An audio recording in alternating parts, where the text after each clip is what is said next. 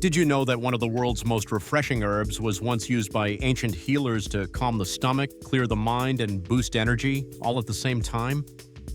Today we're making a cup of peppermint tea. I'll also show you a trick that makes it taste twice as aromatic as your usual brew, plus who shouldn't drink it? Peppermint is rich in menthol, the compound that gives it that cooling, soothing aroma. It relaxes the digestive tract, which is why many people drink it after meals or when they're stressed. To prepare it, use 1 to 2 teaspoons of dried peppermint or a handful of fresh leaves. Heat your water and let it cool for about a minute. Peppermint keeps its aroma better when the water is slightly below boiling. Pour it over the leaves and steep for 7 to 10 minutes so the essential oils release fully. Most people rush this part, and that's why their tea tastes weak. Now strain it, or remove the tea bag, and enjoy. If you want an extra kick, add a small piece of lemon peel. It boosts the aroma without overpowering the mint. Most people don't know this, but peppermint can also help with mental clarity, focus, and alertness.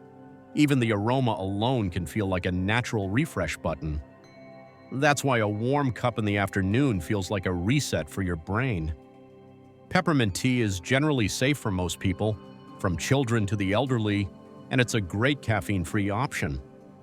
But there are a few exceptions worth knowing.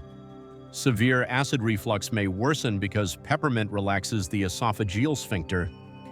If you have gallstones, consult a doctor before drinking it regularly. Children over 1 can drink mild amounts.